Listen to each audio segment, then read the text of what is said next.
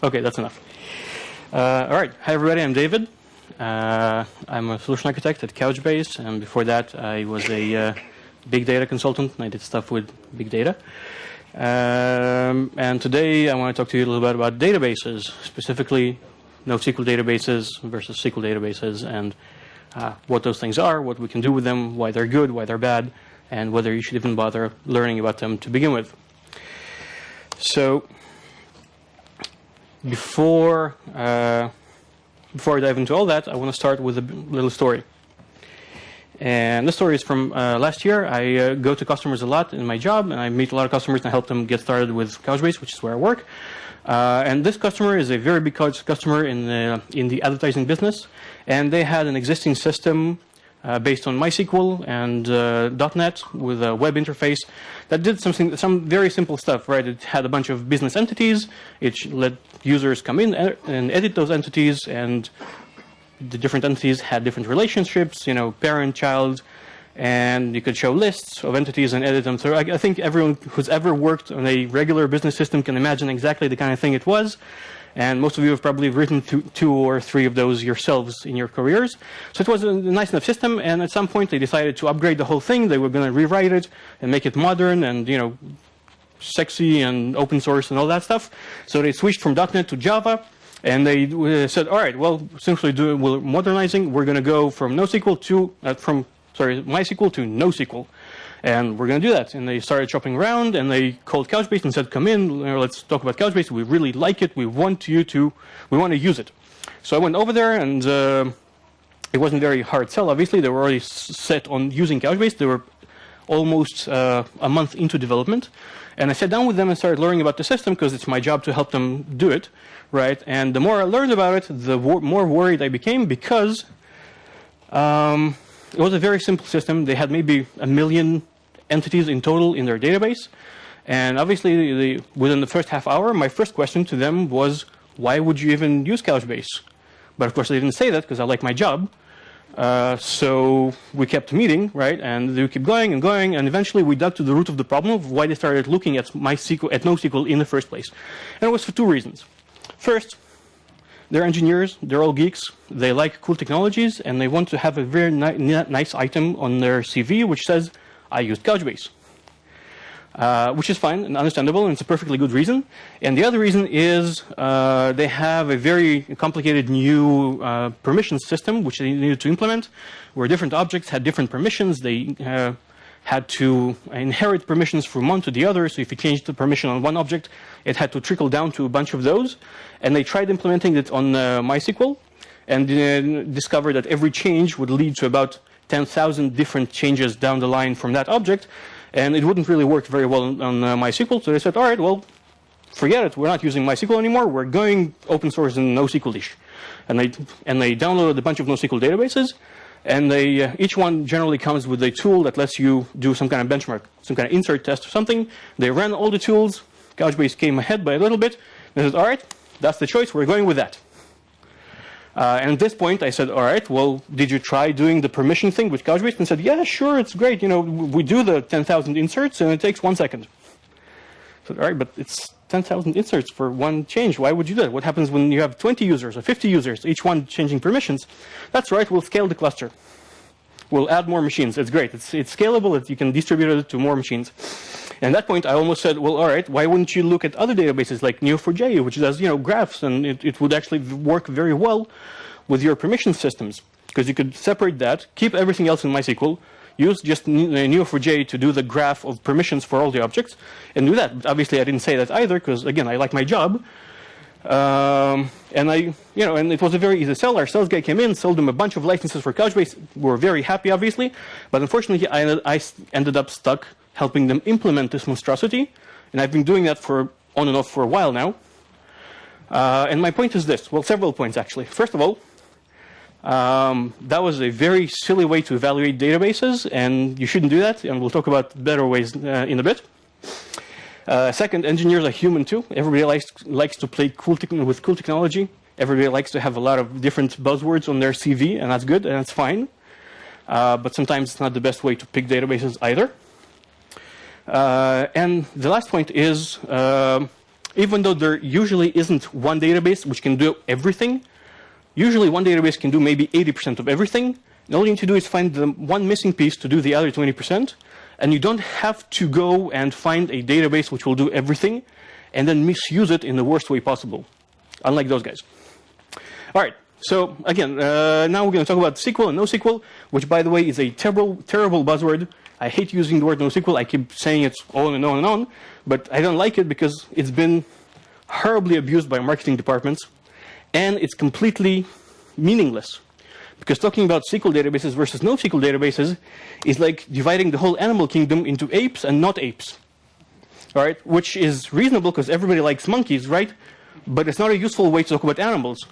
Neither is NoSQL a useful way to talk about data stores.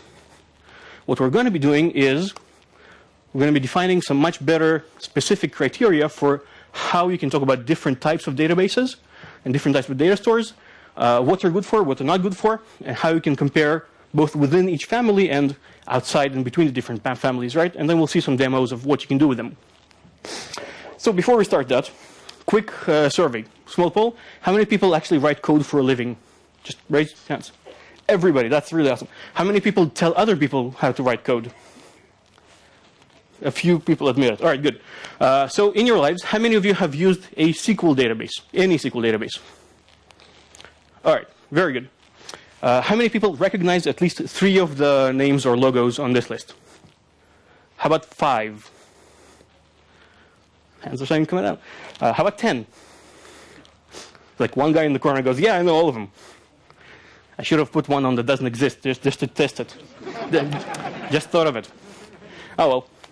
Well, obviously, everyone's heard of my SQL Server, right? I put that on just to make sure at least one person can say, yes, I've used it. But all right. But clearly, people have heard of them. But OK, how about this now? How many people have actually used one of these in production, not counting SQL Server? How about 3 of those in production? One guy going, oh, 2, sorry. Well done, sir. Well done, sir. OK, how about 5? I'm just waiting for everyone to just put your hands up. All right, no one's actually used 5 of those in production. OK, so this is a bunch of names, and I picked some of the better-known data stores, NoSQL data stores out there. If you go to, for example, DB rankings, this is more or less the top 20 minus the SQL ones.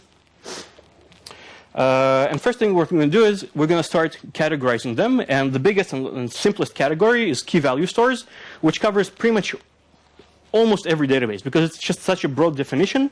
But it does tell us something useful. Key value stores, exactly as the name implies, are generally just a hash map in a database, which lets us store data under a specific key and just retrieve it with that same key.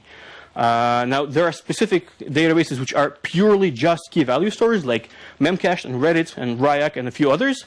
And some databases started out as a key value store and evolved into some other stuff with more features. But just as a pure key value store, we can have a lot of very useful functionality in the key value store. Generally, what defines the key value store? Shouldn't switch? Yep. Mostly the fact that the value itself is opaque for the database. The database doesn't need to understand it. It doesn't care what it is. As far as it knows, it's a bunch of ones and zeros. And that's a wonderful thing because it lets the database do some very important things in performance and scalability. Because since it's just a hash map, it's just a bunch of keys and values, it's very easy both to distribute because you just devise some kind of schema to partition the key space into a bunch of chunks, put each one on a different machine, and there you go, scalability. And also because there's so little functionality that the database needs to do for each query, it's very fast and very, very performant. So all those databases which are pure key value stores like Memcached and Redis and so on, they're very good at their specific domain, which is usually either caches. Memcached has cache in the name, or things like storing session data, storing frequently changing data, or serving as a front end for a slower, bigger data store. Some of them actually add extra functionality on top of the basic key value. For example, different data structures on top of the values. So Redis and Ryak, for example, let you keep lists and maps and sets of values. Now, each value in itself is opaque. The database doesn't care what's inside it, but it gives you very useful semantics to store a bunch of objects and retrieve them very quickly and very easily. So things you can do with key values are anything from storing a shopping cart, which is a real example. I know a bunch of companies which have a e-commerce site, and they just use some kind of key value store, often Redis, to store the shopping cart, because it's something that's very transient, but needs very fast access. But if you start thinking about it, a lot of applications which you wouldn't normally think of as just transient data with key values, you can implement it on top of a key value store. Because it's not just a key value, you can generate keys in all kinds of ways. All right, but I think we're pretty much clear on the key value thing, so we'll get back to it, but I want to move on. And within the family of the key value stores, we can define a subset, which are document databases, which is a very logical extension of the key value concept, which is, instead of having the value be opaque, let's store it in a format that the database understands, a well-known format. And the choice of the day is obviously JSON. Everyone loves JSON right now, but it's not a new concept. So 15 years ago in the university, I worked with an XML-based document database. So it's not a new concept. Just these days, it gets a lot more airtime, let's say, and a lot more use. And once you actually define a well-known format for your values, you can do a lot of interesting stuff with your key value database, like searching or indexing the content of your data and updating, instead of the whole value, updating specific fields of the data. So for example, obviously the most well-known NoSQL database is MongoDB. If you ask someone, give me an example of a NoSQL database, everyone's going to say MongoDB. To my great disappointment, obviously, I work for Couchbase, but still, facts are facts. And Mongo, for example, the reason it's so popular and the people use it is that it gives you NoSQL semantics, document database semantics, but keeps a lot of the core concepts that are familiar to people who know SQL databases, things like the way indexes work in Mongo, or the way in-place updates work, and just makes a lot of sense. And it's very easy to reason about your data, even though it's formatted as documents, as JSON documents, which can be nested and all kinds of stuff. And when you talk about document databases, the major shift in mindset that you have to do when you start using them, and the things they're actually good for, is storing complicated object graphs. Because those are very easy to express as documents. You can, if you think about any kind of application that has objects, which is pretty much most of them, what's an object? What's an application entity? It's usually either an object or a graph of objects in the application memory, which if you want to store them in a relational databases, chances are you're going to do some kind of ORM, and you're going to split those up into a bunch of tables. And to get it back, you read a bunch of tables, join them together, and assemble your object. Whereas with a document database, you just do the same thing, except you don't normalize the data. You just serialize the data directly from memory into one big document, JSON, XML, what have you, and store that thing in the database. And when you want to bring it back, you just get one single item, deserialize it, and you have your entire graph of entities in memory exactly as it was. It's not always the case. Sometimes it makes sense to normalize it a little bit, but that's general semantics. And within the concept, there are different streams of thought. Some databases let you update specific fields within that giant object graph. For example, Mongo has a specific field update, which on one hand is very efficient because you can send just one item to update. On the other hand, it forces a lot of compromises in the data store and different databases which choose not to allow single field update, which make you overwrite the entire object. For example, like Couchbase, obviously trade off less network performance and are harder to reason about, but they get major performance improvements in data storage because they can actually just write sequentially all the new objects and not have to update specific items on disk in place. But in general, document databases are very good for your applications. If you're working with entities, you want to store complex hierarchical structures. If you want, for example, to store directly from the web, because everything these days in the web works with JSON, right? So instead of converting JSON to objects, then from objects into a table, and then reassembling the whole thing, you can skip half the process and just take the JSON, put it in the database as a document, and the same thing in reverse. So it's very easy and very convenient for a lot of applications which deal with objects as a whole. More so, they're very scalable because, again, they're extending the same key value concept, and there is no connection between different objects, right? One document is entirely different from the other. There is no joins. There is no any kind of interaction between them. So it's very easy to spread them out to as many machines as you want within reason. And it's very easy to scale and very, very fast to retrieve, because still it's just a hash set, essentially. So obviously I don't need to teach anyone what JSON looks like, but generally if you go from a relational database to a document, you would take something that's a table or several tables, and in this case, for example, if we had a user table and an address table, we'd combine those two, and our user object would be just some fields and a sub-object, which is the other table. So it's denormalized from a relational model. And if you're converting a relational app into a document, it's usually a fairly simple way to think about it. If you just ignore the database and just think about your application entities and just map your data that way and completely ignore the way it's stored in your relational database.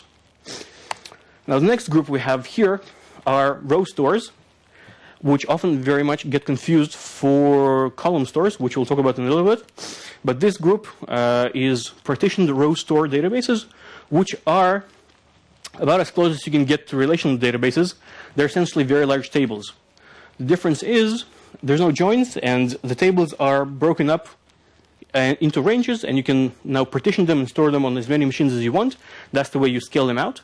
The table has a row key, or sometimes called a partition key, which is how the database partitions data between different nodes, between different shards. And the data itself is stored in a simple table. So if you've ever worked with any kind of SQL database that has table partitioning, it's the same idea, except since the database doesn't even have joins, there's no issue with various features that kill performance in SQL databases when you partition data. So that's not an issue to begin with. And so partitioned databases, partitioned row stores, are very efficient at storing large bulks of flat data. So if you have a very big nested structure, it wouldn't work very well as a single table or even a set of several tables, because it would be very hard to reassemble back. It would not be a very efficient query. But if you're storing a lot of flat data, I'll give you an example. Best example of it is always logs or events. Any kind of events which stream in real time, and each event is just an immutable fact. It's not a large nested structure. So storing events or any kind of time series data would be very good for any kind of partitioned row stores, because again, since it's just regular stores, except regular storage tables, except broken up into ranges and stored on different machines. Some row stores, like HBase, which comes with Hadoop, that connects us to the previous talk that was in this room. So Hadoop comes with HBase built in. Usually, most distributions do. And HBase is a very interesting row store because it has a nifty feature that every cell isn't just a single value. It stores all the values that were ever in that cell with timestamps, up to a certain limit which you can define. So when you retrieve data by default, it gives you the latest value, but it doesn't have to. You can also do queries on older values of that same cell. So for example, if you want to store, let's say, sensor data for a bunch of sensors, you can model it in two different ways. You can either just, for every sensor tick, just add a new row, or you can just define a bunch of rows for every sensor and then keep updating them with a timestamp value within each cell. And then if you want to get the value for a specific timestamp in the past, you can just do a query on that row with that timestamp. So they let you reason about flat but very large bulks of data in different ways. And generally, the two big ones in this space are obviously HBase and Cassandra. And Cassandra isn't one thing, it's actually two different use cases. Cassandra can either be Apache Cassandra, which is a free open source database, which you can just download and start using, or it can refer to DataStax Enterprise, which is actually a platform which includes Cassandra, the database, and a bunch of other tools. And we'll talk a little bit about that and why it's good, but mostly because it comes not just with Cassandra, but also with Solr, which is a search engine. How many people were in this room for the search engine talk earlier? 2 people. All right, so it wouldn't be useful for me to. So Solr is a search engine which does full text search and indexing. It's very good for analytics. And DataStax comes with that built in, as well as several features of Hadoop, like Pig and MyProduce, which let you run very large bulk queries on top of Cassandra. And I'll actually show a demo of how to do that, sort of. All right. Next group, which is entirely separate from the key-valued concept, is column stores. not to be confused with column-based databases, which is just partitioned row databases. Now, column stores are, if you think about the way a regular relational database stores values, is for every row, all the data of that row is stored together on disk. So if you think about our relational table like this, in a SQL database, how would that be on disk? The whole row will be together on one disk, and the next row will be after that on disk, and the next row after that. So if I wanted, for example, to retrieve all the cities from my relational table, how would the disk behave? It will go to wherever the cell is on the disk, read that, skip on to the next row, read the cell from that, skip on to the next row, read the cell from that, which is very inefficient disk-wise. And also it's very hard to compress this data because the row is the data within one row is very different. We have an integer, we have a string, we have a bunch of stuff, so it's very hard to compress. What column stores do is they turn it upside down. So upside down meaning the data for each column is actually stored together on disk, which if you think about it, makes it very easy to query and aggregate the data for one column. So for example, if I store all the cities in one continuous file, and I want to count how many distinct cities there are, or how many users live in each city, all I have to do is just read sequentially from the file and count all of them, and there we go. It's very fast. It's sequential access. Furthermore, because normally columns are data with very low cardinality, so for example, how many ages could there be? If we store age as an integer, how many different values could there be for age? Let's say 120 if we're very optimistic. So if we have 120 different potential values in our column, it's amazingly compressible. You can express this with 5 bits of information, right? Five. Right, so instead of writing a long value, which is 4 bytes, you can write the same thing with 5 bits and compress it by a factor of about 10. So column databases are specifically oriented for things like analytics and bulk aggregated queries. Some of the more common ones would be HP's Vertica, which is a very popular analytical database, which does exactly this. It stores data as columns and does aggregations and complex queries on top of that. And some of the mainstream databases actually have a mode which turns them into column databases. So for example, SQL Server, Microsoft SQL Server, as of I think version 12, has what's called a column index, where you create a column index table, it does exactly that. It stores all the data. Instead of per row, it stores them as columns with compression and all that. And you can query that with aggregations, which are very efficient, over the column index. Last, but certainly not least, my favorite category of databases is the graph databases. And graph databases are off to the side because they're a very different animal, and they're very specific for storing data as graphs, so storing entities and relations between entities in the same data model. And graph databases let us treat and reason about data with graph semantics. So let's give an example. A few years ago, I worked for a company, and we made a product which let you track a lot of entities and find connections between different groups of entities. So for example, you have people have cars and phones, and they call each other.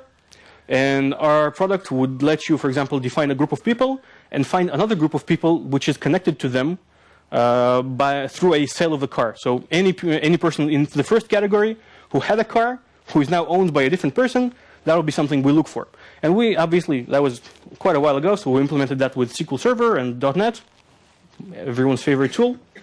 And that was actually a very hard thing to do. We had to, for example, limit the number of jumps you can do from one entity to another to 5, because we found that generating a query which goes and does 5 different queries of whose parent and then join to another table, or joining the table to itself 5 times, was so unwieldy it just killed the database performance.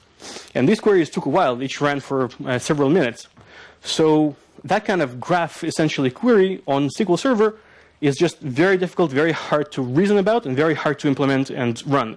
Whereas graph databases are specifically designed for exactly this kind of thing. You define your objects and the relationship between them, and you have a specific language for querying your entities based on their relationships.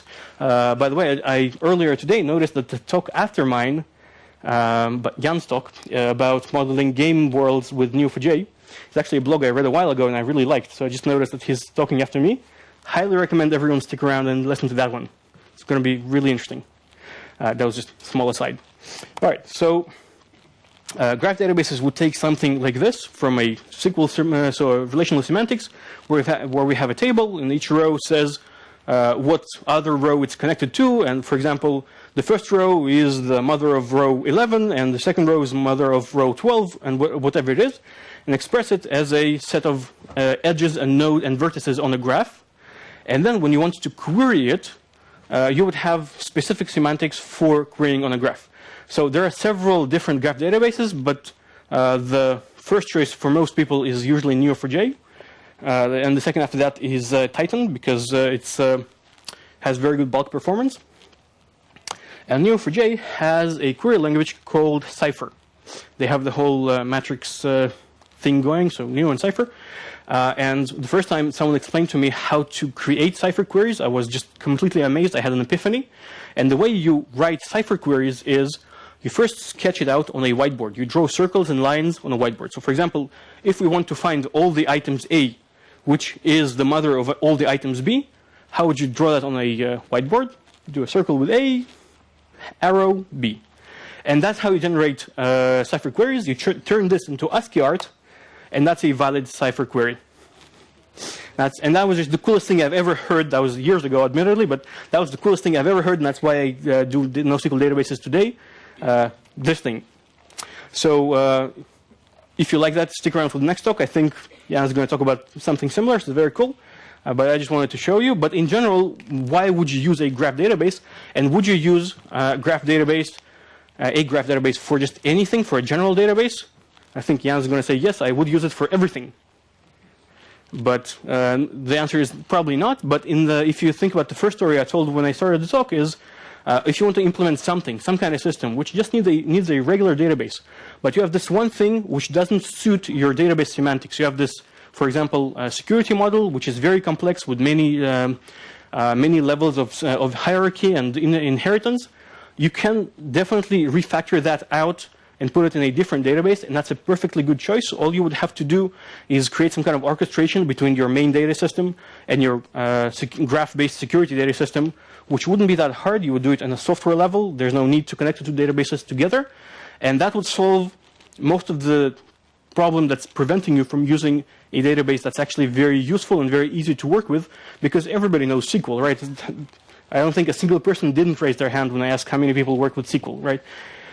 So that brings me to my to the topic of actually choosing between SQL and NoSQL. As much as I dislike the term NoSQL, which is silly, but again, if you were going to choose between the different families of databases, we could say that all the SQL databases, all the relational databases, are a family of their own. And if we put that on that circle on the graph I had earlier, on the slide I had earlier, it would just be a circle off to the side.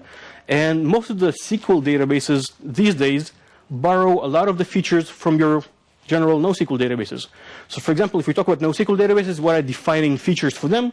Usually most of them are scalable, so they're usually distributed. And usually they all boast either a very high performance or very high availability, or one of those. If you go and read some marketing from those, and everyone has excellent marketing, so you'll probably read words like scalable, high availability, blah, blah, all that stuff. And all the SQL databases today have all those things. So MySQL has MySQL clustering, which does do sharding and clustering and high availability. Oracle has RAC, which it had, I think, for 10 years now, so it's not new. It's not anything that NoSQL database has invented. And PostgreSQL, for example, have JSON as a data type as of version 9.4, I think. I'm not sure. So they have JSON as a valid document data type, and you can do JSON queries in PostgreSQL with regular SQL semantics, right? So it's not actually useful to talk about, as I said, SQL versus NoSQL, and SQL databases can do most of the things you would want in a NoSQL database. So if you're going to start, for example, looking for a database for a new system that you're developing, first of all, the first thing you need to do is figure out if it will work actually on a regular SQL database, because there are some very good reasons to use a SQL database that have nothing to do with the database itself. It has to do with the fact that SQL has been around for like 40 years, I think. Everybody knows SQL. It's very easy to find SQL developers. They have a huge library of tools. It's very easy to reason about. All the frameworks and everybody works with SQL, so it's just a very good environment to be in. And if you can stick with that environment and maybe just cut out small slices of functionality which don't work very well with SQL and put it somewhere else, that's a very good choice. Now, when does the SQL thing start breaking down? It usually starts breaking down in one of two cases. Either your data model is just so different that you cannot map it to a relational database because, for example, it works just really well as a graph. Or you're talking about volumes of data, which maybe not big data, but enough data that SQL cannot actually handle it. So we're talking maybe 10 million rows. And I've seen Oracle installations which had a petabyte of data in them. But the thing is, the more data you load into a SQL database, the more features you have to give up. So for example, if you're using a SQL database normally and you have 10 million rows, you can do queries, joins, everything you want. Now you move that up to 100 million rows. Suddenly you have to stop using so many indexes because indexes become very expensive. So all right, you give up some indexes, that's fine. You still use your SQL database, no problem. But then you move it up to, let's say, 1 billion rows, still within the realm of possibility for SQL databases. But now you really cannot do joins anymore. There's really no practical way to do joins between 1 billion rows and another 1 billion rows. And now you start partitioning them, right? So you start splitting the data file into more data files, or maybe you shard them into a cluster, and then you give up more and more functionality, which essentially cuts down your SQL database into any one of the NoSQL databases anyway, so you might as well just use that because it will work better. But until you reach that limit, until you pass the milestone of, let's say, 10 million lines or 100 million lines, there's no good reason to look for something else, unless you really want a very nice item in your CV, in which case, knock yourself out. It's a good reason to use it. That's why I started using NoSQL databases. I wanted to have a better CV. But besides that, right? Okay, so let's say, yes, we looked into SQL databases for our new notional imaginary system, and we didn't like it. It doesn't work for us. Now what? Well, now, before we jump into benchmarking and downloading and trying stuff and starting writing code, we need to think, first of all, whether our data model actually fits the database we're looking at. Or more to the point, we need to think about how we want to store the data, and then look at this very large slide with all the different databases on them, and figure out which ones aren't going to work for us in the first place.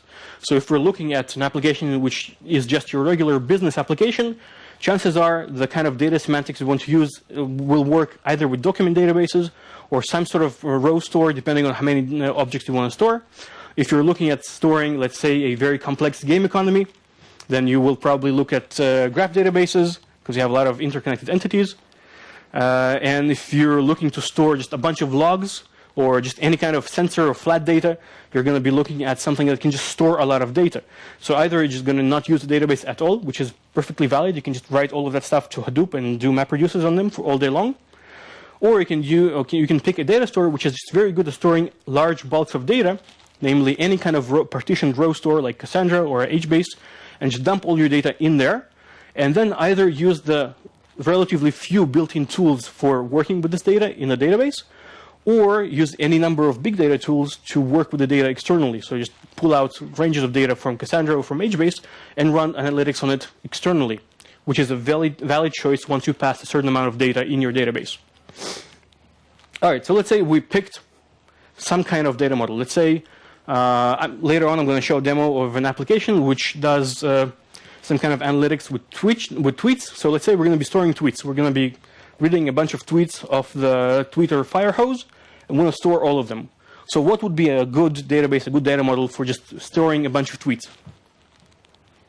Seriously asking. Not a rhetorical question at all. Row, thank you. It wasn't a trick question. Actually, I would have accepted any database at all, and then talked about why it's a good or not good choice. But yeah, row is good. Thank you. So a row would be a good choice, obviously, because each tweet is a fact. It's an immutable fact. A tweet happened. Chances are we're not going to mutate that tweet later because it doesn't change. It's not an object in a database which we'll need to update. So any kind of row database is going to be a very good choice because we can just dump all these tweets. Generally, row databases are excellent at just accepting huge amounts of writes. They have very high write throughput. So Cassandra or HBase would be an excellent choice. I also would have accepted document because a tweet can be expressed as a JSON document just fine. And you can do that. It's probably not as good of a choice. For example, even if I weren't, if we ignore for a second that I worked for Couchbase, I still wouldn't have picked Couchbase necessarily for storing tweets. I probably would have gone with Cassandra and HBase as well. But we'll later talk about a good use case where you would use a document database for that exact scenario. But all right, let's say we picked our data model and we picked our database. So now what? The next thing we need to talk about is the different trade-offs we have. And that brings us to the CAP theorem. And before I talk about it, how many people have actually heard of the CAP theorem? It's a very popular buzzword. Well, okay, judging by the amount of hands, relatively popular buzzword. It's very popular for people who read blogs about the CAP theorem. 100% of the people who read blogs about CAP theorem know about the CAP theorem. All right, so for those who don't, the CAP theorem is actually, the CAP conjecture is a conjecture that was offered by a computer scientist from Berkeley named Eric Brewer at the start of the century, which says that for any distributed system, only 2 out of the following 3 guarantees can be satisfied. It can be either consistent, available, or be partition tolerant. And each of those actually has a very strict mathematical definition. It's not just hand-waving and saying consistent. Consistency in the CAP sense means that for any sequence of operations in the database, reads and writes, there exists an order that you can sort of operations where it appears as if every one of them is linear and happened instantaneously. In plain words is, if I write something to a database and you read that later, you should see what I wrote and not a previous value. So every value is consistent. So there shouldn't be a case where I write something for, let's say, a row. A second later, someone else reads that row and gets a value from before I had that. Okay, how would that happen? Obviously, if you can have a distributed system and write to any node in a distributed system, it would take time for the data to propagate. It's entirely possible for a system to be not consistent. It's actually, most databases that are distributed aren't actually consistent in this definition. Availability in this case means that for every request to a non-failed node, you get a response. Which, if you think about it, is a very, very strong guarantee because a response means a positive response. You get something back. You don't get a timeout. You don't get an exception. For every request ever to a non-failed node that didn't crash, obviously, you get a response. And lastly, partition tolerance means that the database or the distributed system can continue functioning despite the loss of any number of messages within the system. So obviously, this talks about network partitions. So if we have 2 nodes in our database and we have a network partition between the 2 nodes, they cannot talk to each other for a while. And a system which satisfies partition tolerance guarantees will continue working. So you can talk to any one of those nodes and eventually they'll synchronize between them. So if you think about it, let's say, give an example of, let's say, a P system that guarantees that. Source control, right? GitHub. It's a perfect distributed system. It definitely satisfies availability because your own system isn't crashed and you can talk to it. You normally talk to your local system, so it's always available. It certainly satisfies partition tolerance because if you cannot do your push to GitHub now, you will do it later. And is it consistent?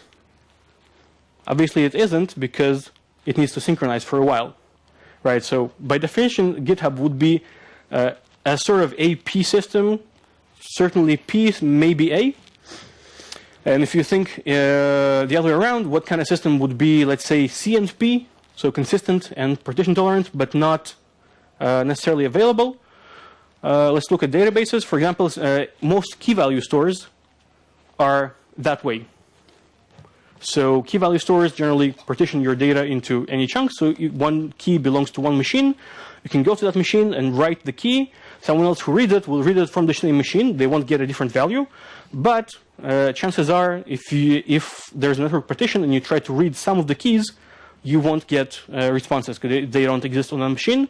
And if the system has replication, so let's say like Couchbase, for example, which stores documents spread out throughout the system, and each one has a replica, a copy in a different machine. If the machine that has the main item is down, you can read the replica, But in this case, the replica certainly isn't going to be consistent. It could be old. The replica hasn't been updated for a while, for example. Right, so in these terms, the CAP theorem it's a very simplistic but very useful tool to think about distributed systems. Recently, it's been turned into a horrible marketing buzzword because, as with every cool concept, marketing gets their dirty hands on it and just turn it into a marketing thing. So if you go and read the documentation for any database, you will see them claiming to be AP or CP or whatever, and most of them aren't.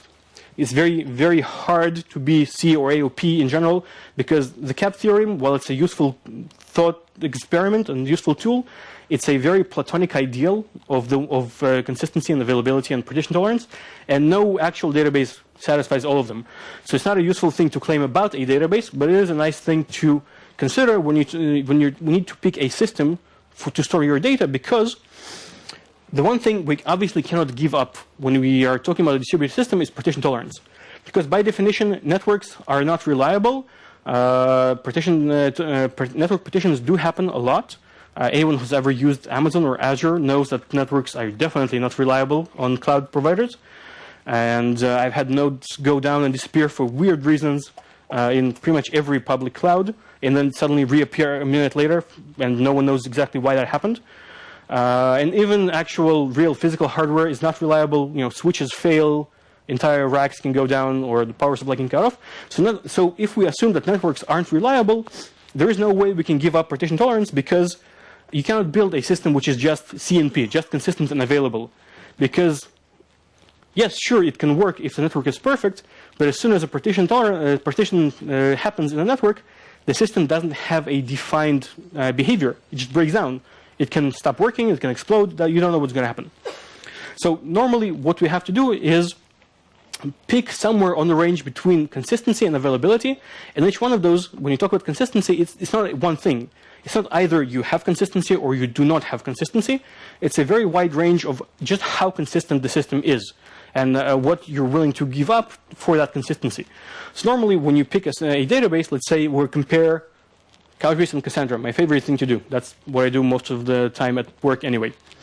So we'll compare Couchbase and Cassandra, and by default, Couchbase leans towards consistency because it tries to read and write from the same node for the same key. So if I have a document named David and I write it to computer number 12, I will also always read it from there. So it's going to be consistent within a certain range, because it's not really fully consistent. If that database goes down, I'm going to start reading from the replica, which is definitely not consistent. But normally it trends towards consistency. Whereas Cassandra, by default, all the APIs and all the different default values in Cassandra trend much more towards availability and give up consistency. And they have what's called eventual consistency, which means if you wait long enough, the database will reach a consistent state. But obviously, since you don't stop doing everything and wait, it never actually reaches full consistency, but it does have much higher availability. In Cassandra, you can, for example, read from any nodes which have a replica by default. You can write to any node, and that node will pass the write on to the copies. And most databases also offer you tunable ways to lean one way or the other. For example, both in Couchbase, Mongo, and Cassandra, and pretty much every NoSQL database you pick, usually you have a programmatic API which lets you specify the consistency requirements for the read or the write. For example, in Cassandra, you can say, I want to read this object from any node that has it. I don't care if it's old or not old, just bring it to me. I want availability. It's important to get the item. Then you get the available item. Or you can say, I want to read all the copies of this item, or I want to read a quorum of the machines. So if I have 5 copies, I want to have the item that at least 3 of the 5 agree on, so the majority of the machines agree on, and if they don't agree on, I don't want the item, it's too old. So then you can force it more towards consistency, because then you read from more machines, and you trade off availability. If you don't have that many machines, you won't get an answer, but you will certainly get an answer that's more consistent or more correct for what you expect the data store to have. So it's a continuum where we want to trade on, and this is one of the major considerations when we're picking a data store, which isn't SQL Server, because you get what you get with SQL Server. So now we need to think about our business use case. Okay, so let's go back to the original example, which is storing tweets and doing some kind of, let's say, sentiment analysis on the tweets. Do we necessarily need consistency on the tweets? Do we care if we get a slightly older version of tweets, or if we store a tweet and it goes and it gets lost? Not so much. Mostly, we would, for example, in this notional system, we would actually prefer much more to lean towards availability to make sure we can keep working, and less towards consistency, because any kind of sentiment analysis or anything we can do with tweets is going to be statistics based anyway. We don't necessarily need to have all the data or the latest data. We just need to be able to get the data as let's say, efficiently and as reliably as possible. So in this case, we'll definitely look towards databases which are available rather than the ones who provide consistency by default. In a different case, let's say we're looking at a banking application, and instead of tweets, we're storing bank transactions. Right? Everyone's favorite example. As soon as we start talking about money, right? So classic example of a race condition: we're taking money from one account, we're writing money into a different account. Right? This is the kind of thing you really want to be consistent, because if you're reading the bank balance of someone in the middle of a transaction, and you read some old value, you might end up, for example, debiting something twice or going below zero. If you assume that your bank account cannot ever go below zero, if you try to read and update the value, and then someone else does that in a database that isn't guaranteeing consistency, you might deduct the money twice, or you might end up with a different value or lose a right, but it will actually be available. So if you want to trade off on availability, then maybe you won't be able to do the transaction at all, but if you do the transaction, it's definitely going to be correct. So as an example, everyone's used an ATM, right? The bank machine. So obviously, ATMs are a classic distributed system. You have somewhere a mainframe server with your bank balance, and you have a bunch of ATMs talking to it over an unreliable network. So of course, for an ATM system, we want partition tolerance, right? We wouldn't want to build one without. So we have the P. So what do you think? What do you think we would actually want, or what do you think banks decide to do? Do they pick C over A, or the other way around? How many people think that for ATMs, banks go for consistency? So if you withdraw, if you have $100 and you withdraw the $100, you cannot cross the street to a different ATM and withdraw it immediately and again, because you would be at below zero. How many people think that's the way it would actually normally work? About less than half. All right, how many people think they actually trend more towards availability? So if the phone line or whatever connects it doesn't work, it will still let you withdraw, even if you go below zero. Most people, and you are actually correct, because that's the way it works. Banks have absolutely no problem letting you go below zero. In fact, they enjoy that because they can charge you interest. So yeah, so ATMs very much trend towards availability. Up to a certain amount. For example, if the ATM cannot connect back to the mainframe, it will let you withdraw up to a certain limit and no more than that. And eventually they sync up and you end up with a minus and have to trade your car in for whatever, or a kidney. Not that it ever happened to me. All right. So we've talked about the consistency versus availability spectrum. We've picked our database. Now what? Next, we get to everyone's favorite thing, which is performance, right? Performance is actually a very tricky beast. It's not something that people do very well at all. And the reason is because benchmarks are completely useless. Now, I know everyone has benchmarks, and all of them were written by their marketing department. I know Couchbase regularly puts out benchmarks, so I've seen them. And every database vendor puts out benchmarks, which shows them on top and everybody else on the bottom. So yes, all the benchmarks ever have been written by the marketing department or paid for by the marketing department. And the reason is, it's very hard to do a useful benchmark on a database system, especially when you're comparing cross families. So you can, for example, compare, let's say, Cassandra and HBase. There is certain logic to that because you would use them the same way. You'd have some different semantics, but you would use them the same way. And then you can do a benchmark, but then they have similar performance anyway. So that's not the basis for picking one over the other. But if you wanted to compare, let's say, MongoDB to Neo4j, how would you even do that, right? A write in MongoDB has nothing to do with a write in Neo4j. So, for example, right, let's switch over to my trusty terminal, and we're going to do a benchmark in live time of MySQL versus Couchbase. And for MySQL, luckily it comes with a tool which does load generators. It's called MySQL Slap. All it does is just run a bunch of queries. You can set your parameters, you run this, we can go into the database server and see that it is indeed doing some stuff. So if you zoom in here, we can see that it's doing quite a bit, about 2,000 inserts and writes per second, which is great, right? 2,000 is a lot. And if we go into the performance report, we'll see that each write takes less than 2 milliseconds, which is very little, and each read is 13 milliseconds. Awesome performance, it's great. And if we now do exactly the same thing with Couchbase, which, as it happens, also comes with a performance tool called CBC Pillow Fight. It's much more gentle. It's a pillow fight rather than a slap fight. And if we run this, suddenly we see 15,000 inserts per second. 15,000. It's 5 times as much as the MySQL. Clearly, Couchbase wins, right? So, no, obviously not. So, did we learn anything useful from this benchmark?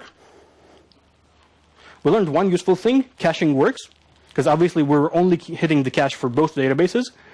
But other than the fact that caching works, which we assume the QA department checked as well, we didn't actually learn anything useful. And any other benchmark we care to try would actually be just an extension of the same idea, right? The only way to compare performance of databases is if you actually model your use case to what you're actually going to do.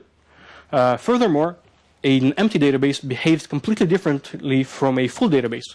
So before you actually start doing a benchmark, you have to do a lot of work.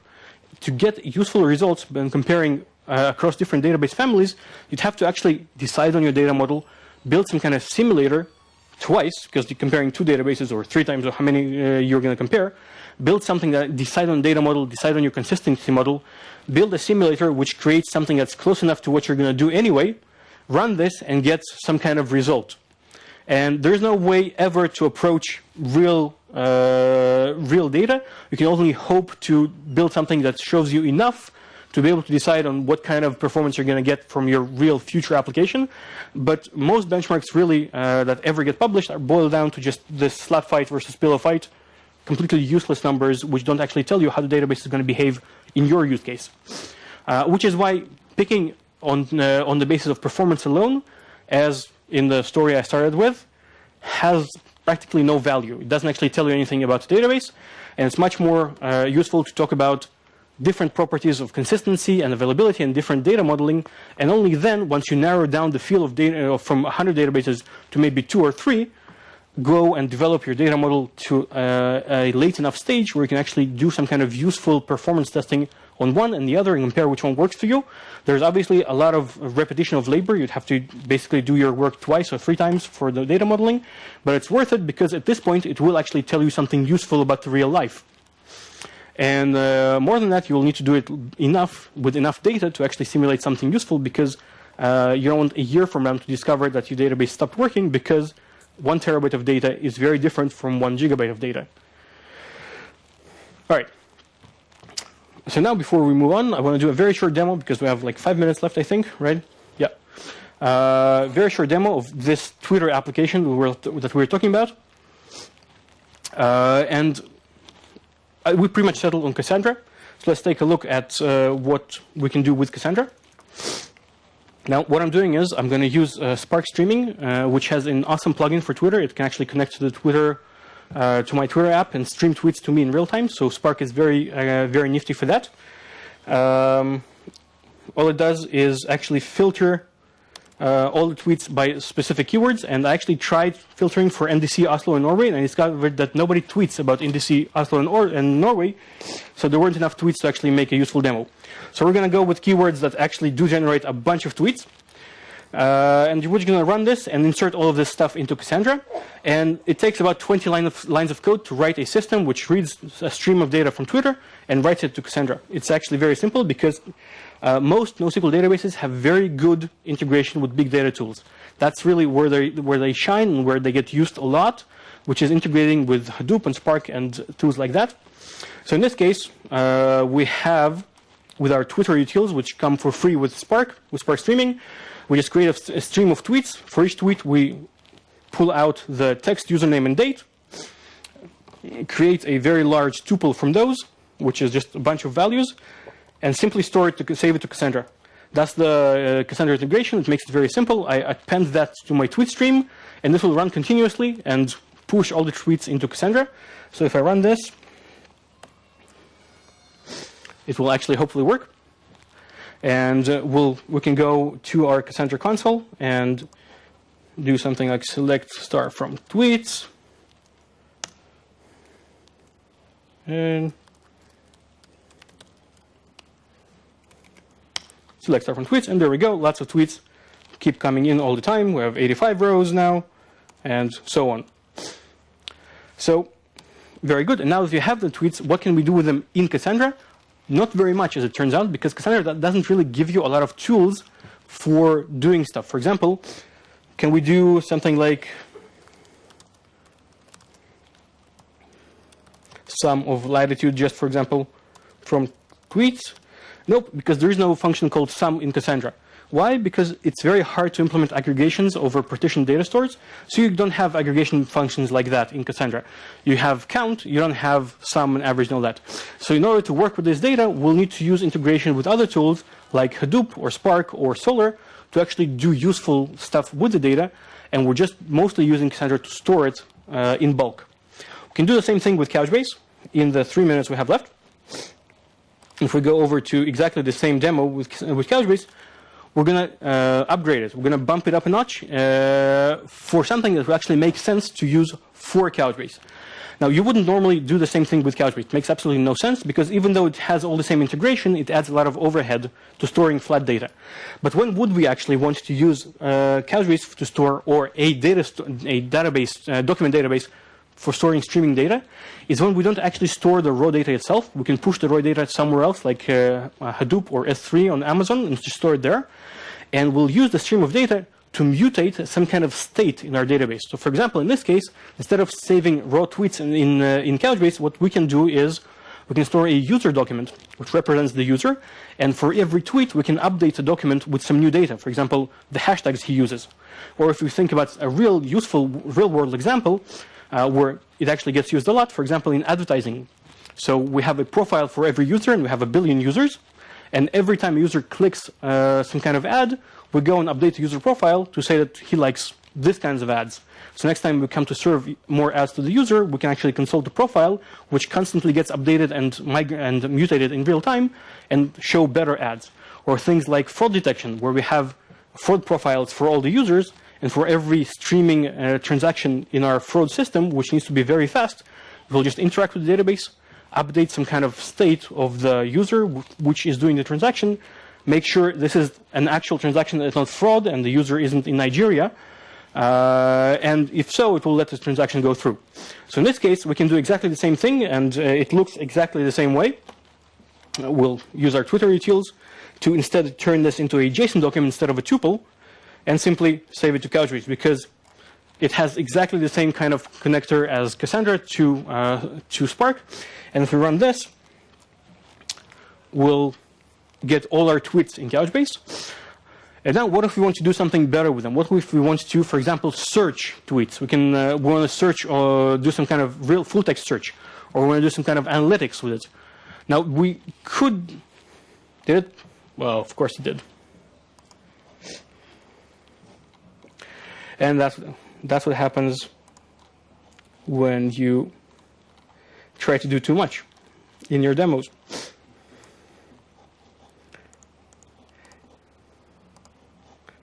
And then if you run it again,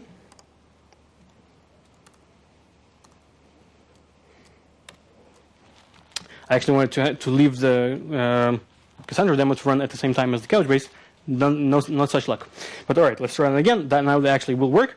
So now we want to do some kind of analysis on the tweets. We cannot really do that with Couchbase. Couchbase has some query tools, but they're not built for analytics. They're built for operational databases, which doesn't seem to be working either.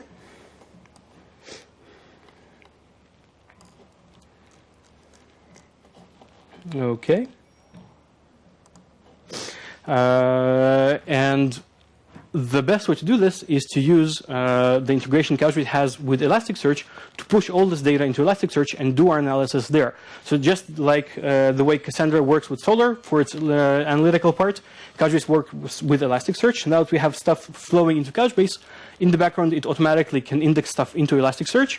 And then we can do something like this. We can use the Elasticsearch plugin, which is called Kibana, to go and build a real-time dashboard on top of our Elasticsearch index and do things like count tweets per second and find the 5 top tags, or things like build a histogram of the most prolific users tweeting about stuff, show them on the map, and even do text search. For example, we'll find hello, no such thing. Let's go with USA. We have those, and any tweets that mention USA but do not mention Russia, for example, it keeps adding tweets, so there's a few of those. All right, so now we can actually chain tools together to get something much more useful than we could with just the database. All right, so I'm going to leave this up as a summary, and with that, I'm pretty much done. So we have exactly 1 minute for a question, and then we can all go have some ice cream. Any questions at all? Everybody wants ice cream, and nobody wants to delay everybody else. So, all right, well, thank you very much for coming and listening to me, and hope you enjoyed it.